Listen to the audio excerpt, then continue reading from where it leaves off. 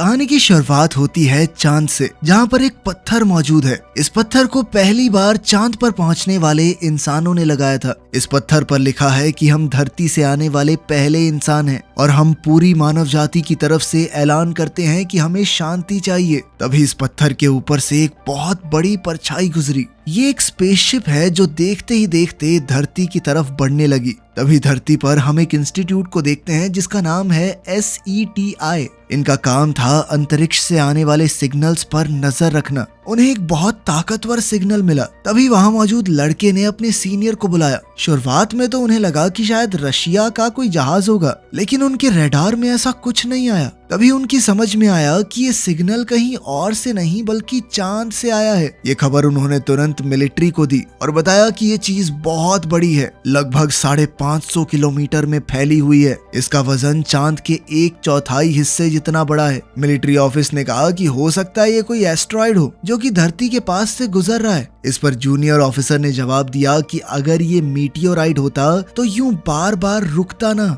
एक ही particular speed पर चलता रहता। इस बात ने सबकी टेंशन बढ़ा दी। दूसरी तरफ व्हाइट हाउस में प्रेसिडेंट भी इस बात से बहुत परेशान था कि आखिर ये चीज है क्या। तभी उन्हें बताया गया कि ये चीज अचानक ही अंतरिक्ष में रुक गई और अब वो 36 अलग अलग टुकड़ों में बट चुकी है। इसका हर एक हिस्सा बहुत बड़ा है और अगले 36 घंटे के अंदर ये चीज धरती के बहुत पास होगी। कुछ देर बाद दुनिया के अलग अलग कोनों से खबरें आने लगी कि उन लोगों ने आग के बादल देखे। ये आग का बादल कुछ और नहीं बल्कि वही UFO है जिसके अलग अलग हिस्से हो गए थे। तभी एक UFO मैक्सिको की तरफ बढ़ने लगा और जैसे ही इन्होंने अपना प्लेन उस तरफ भेजा तो प्लेन UFO तक पहुंचने से पहले ही उसकी आग से जलकर राख हो गया। यानी अब भी इंसानों को UFO से लड़ने का सॉल्यूशन नहीं मिला। कुछ ही देर बाद वो उड़न तश्तरी शहर के ऊपर आकर रुक गई। इसका साइज इतना बड़ा था कि उसने शहर को पूरी तरह से ढक लिया। सिर्फ मेक्सिको में नहीं बल्कि दुनिया के अलग अलग देशों में UFO ऐसे ही रुक गए। UFOs की वजह से टीवी सिग्नल्स में भी दिक्कत होने लगी, इसलिए टीवी स्टेशन पर एक आदमी को बुलाया गया। इस आदमी का नाम डेविड है जो कि सैटेलाइट इंजीनियर और टेक्नोलॉजिस्ट है। जब डेविड ने सैटेलाइट सिग्नल्स देखे तो उसे पता चला कि इन सिग्नल्स के बीच में कई सारे सिग्नल हैं जो कि बार बार गायब हो रहे हैं। डेविड जब बाहर गया तो आसमान में उसे एक बहुत बड़ा UFO दिखा, जिसे देखते ही वो समझ गया कि ये सिग्नल एलियंस के भेजे हुए हैं जो दुनिया भर में अपने UFOs की पोजीशन सेट कर रहे हैं और अगले 7 घंटे में सिग्नल्स पूरी तरह गायब हो जाएंगे। डेविड ने टीवी स्टेशन के ओनर को बताया कि ये बिल्कुल ही शतरंज के खेल जैसा है। आप पहले अपनी फौज को सेट करते हो और बाद में हमला। उसने कहा कि 7 घंटे बाद हमारी धरती पर हमला होगा और ये एलियन सब कुछ खत्म करने की कोशिश करेंगे। डेविड ने अपनी गर्लफ्रेंड को कॉल किया जो कि प्रेसिडेंट के साथ एज अ कम्युनिकेशन डायरेक्टर काम करती है। डेविड ने उसे एलियंस के बारे में सब कुछ बताया कि 7 घंटे बाद हमारे ऊपर हमला होगा, लेकिन उसने डेविड की बात नहीं सुनी और फोन काट दिया। डेविड को लगा कि ये बात मुझे प्रेसिडेंट तक किसी भी हाल में पहुंचानी होगी, इसीलिए वो प्रेसिडेंट से मिलने अपने डैड के साथ निकल पड़ा। व्हाइट हाउस पहुंचते ही उसने अपनी गर्लफ्रेंड को कॉल किया और वो डेविड को प्रेसिडेंट तक ले गई। डेविड प्रेसिडेंट को तब से जानता था जब वो प्रेसिडेंट नहीं थे और उस वक्त उनके बीच में झगड़ा भी हुआ था, इसीलिए वो दोनों एक दूसरे को पसंद नहीं करते थे। डेविड ने प्रेसिडेंट को समझाने की कोशिश की कि पृथ्वी गोल है, इसी वजह से एलियंस एक दूसरे को सिग्नल नहीं भेज पा रहे होंगे, इसीलिए वो हमारे सैटेलाइट्स का इस्तेमाल कर रहे हैं और कुछ देर बाद एलियंस धरती पर हमला कर देंगे। प्रेसिडेंट डेविड की बात सुनकर वहां से चले गए। तभी जो UFO व्हाइट हाउस के ऊपर था उस तक 2 हेलीकॉप्टर्स पहुंच गए ताकि एलियंस से संपर्क हो सके,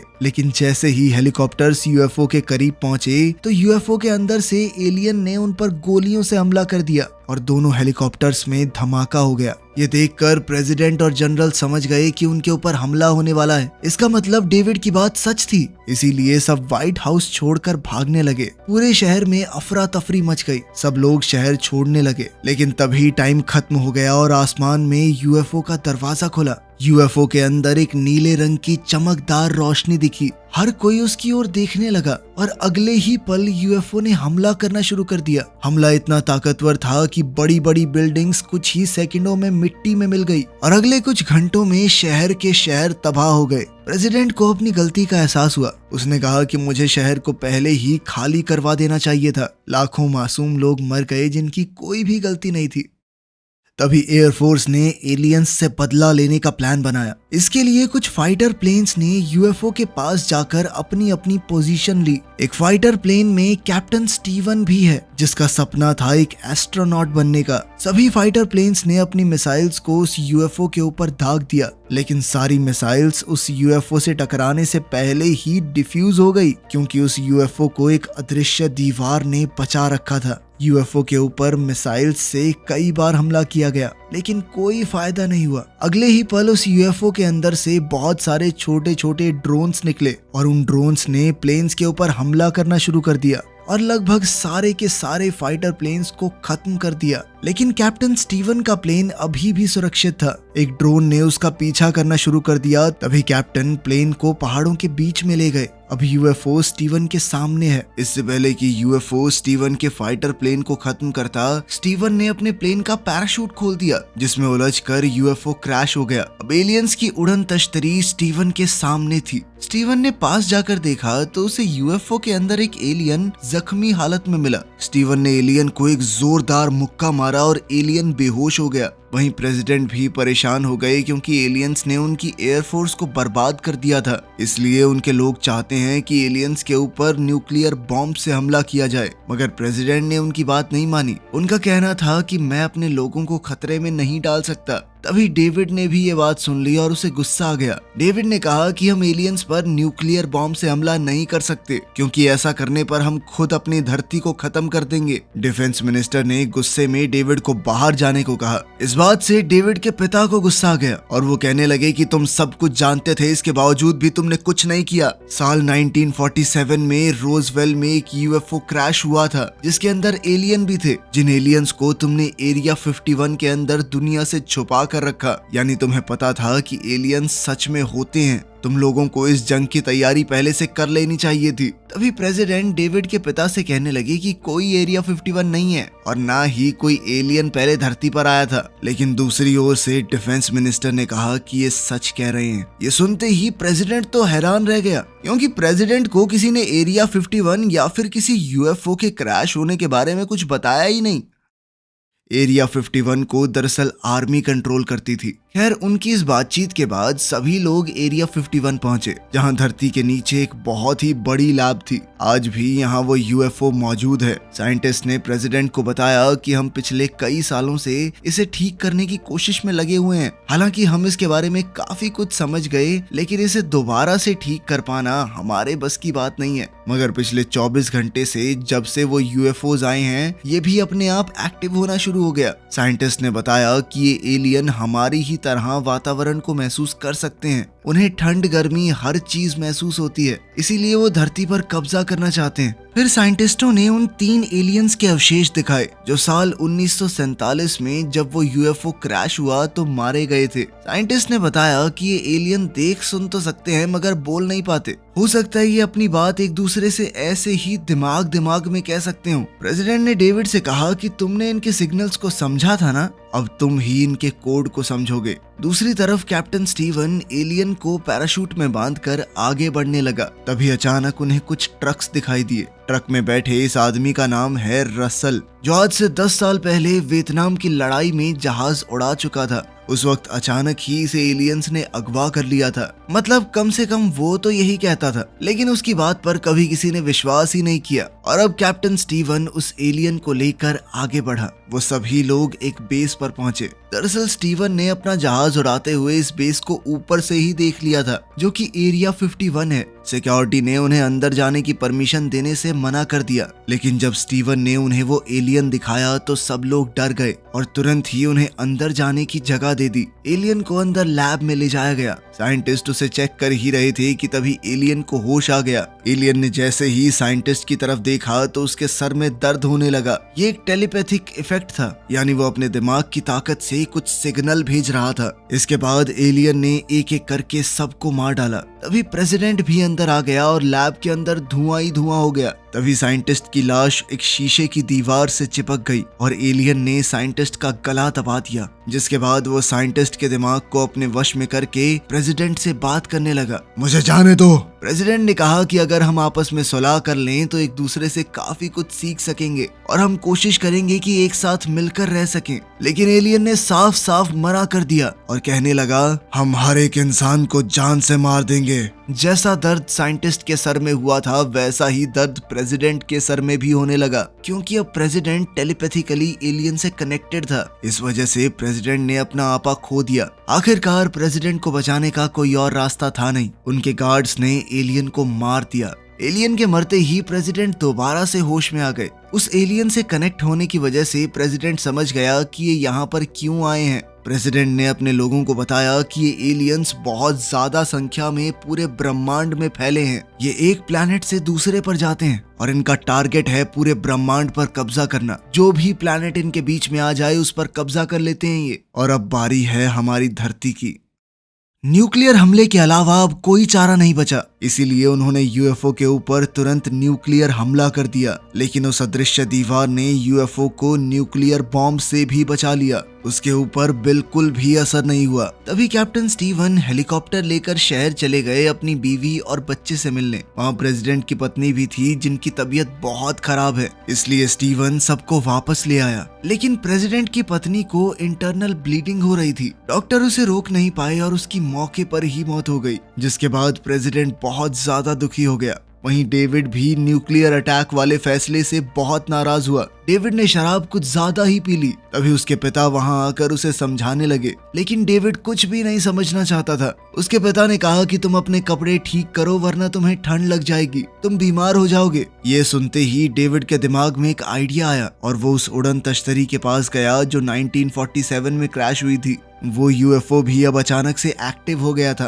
डेविड ने यूएफओ के अंदर एक कोल्ड ड्रिंक का कैन रख दिया और ऑफिसर से गोली चलाने को कहा। जब ऑफिसर ने गोली चलाई तो उस अदृश्य दीवार की वजह से गोली कैन को नहीं लगी। तभी डेविड ने कंप्यूटर में कुछ बटन्स दबाए और कहा कि अब गोली चलाओ। और जब दोबारा गोली चलाई गई तो सीधा कैन पर जाकर लगी। ये देखकर सब लोग खुश और हैरान हो गए। वो उससे पूछने लगे कि तुमने ये सब कैसे किया। डेविड ने कहा कि मैंने इन्हें जुकाम दिया है। मैंने कैन के साथ एक डिवाइस रखा था जिससे मैंने यूएफओ के अंदर एक वायरस पैदा किया और उसकी ढाल कमजोर हो गई। हम उनके यूएफओज के अंदर ऐसे डिवाइस डालेंगे जिससे हम उनके पूरे सिस्टम में वायरस भर देंगे और वायरस आने के बाद इनकी ये अदृश्य दीवार काम नहीं करेगी। लेकिन सबसे बड़ा चैलेंज तो यही था कि हम उनके यूएफओ के अंदर इस वायरस को आखिर डालेंगे कैसे। तब डेविड ने कहा कि हमारे पास जो यूएफओ है उसकी मदद से हम उनकी मदरशिप में जाएंगे और एक जबरदस्त धमाका करेंगे जिससे कुछ देर के लिए उनके सिस्टम में वायरस एक्टिवेट हो जाए। हमारे पास लगभग 1 मिनट होगा